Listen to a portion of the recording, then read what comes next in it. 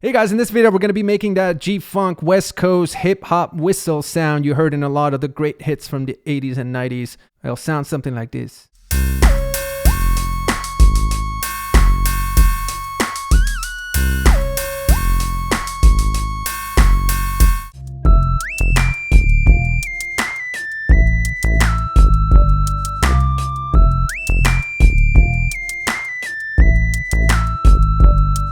I got bushes in your dishes, pushes, malicious, cushes, mushes, don't call me nushes.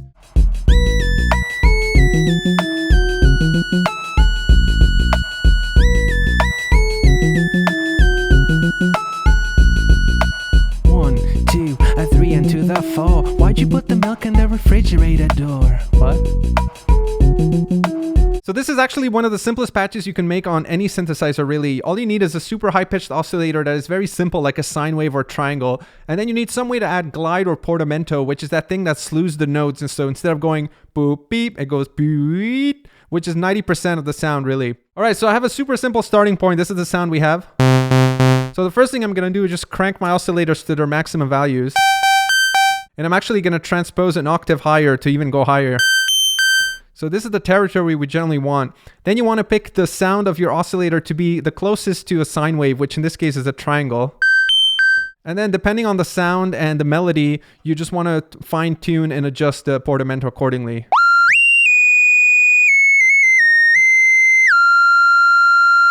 You can obviously add different characters, so if you listen to tracks of that era playing this kind of sound, you'll notice that some of them have a very pure tone like this one, some of them have a little more harsh tones, some of them involve two oscillators, but this is a good starting point. So now let's just experiment in adding different things.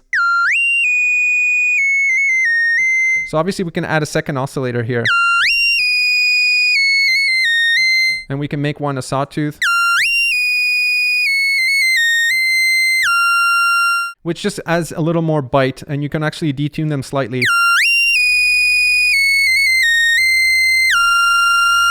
And of course you can experiment with different waveforms. So once you get into the ballpark, that's where really the fun begins. You don't have to try to emulate a sound 100% exactly. You can kind of experiment and try different things.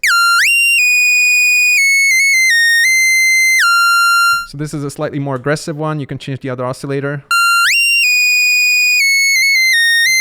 And then you can start filtering it if you think it's too buzzy. We can even bring it down to the triangle wave again and filter it down to create an even more pure tone.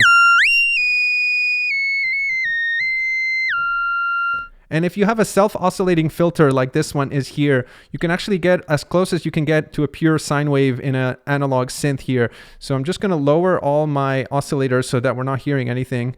And I'm going to crank the resonance all the way up here till it self-oscillates. And then we're going to set tracking to 1:1, and then we get the similar effect.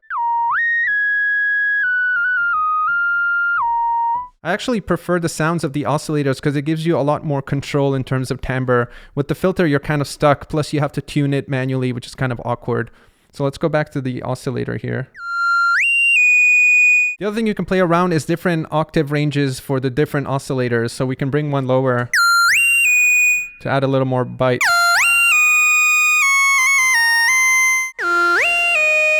Here, at this point, you lose effect because you get more of an organ sound. So you want to make sure the oscillators are roughly close to each other. And you'll notice that the sound in Ain't Nothing But a G Thang is a little bit weirdly pitched. So you want to kind of detune the sound and add a little buzz to it. It's far from being like a perfect flute, that one.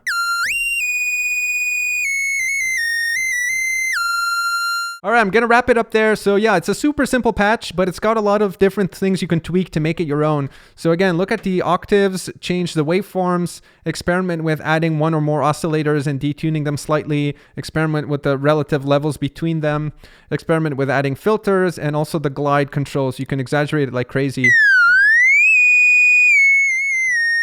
Or you can make it a little more subtle.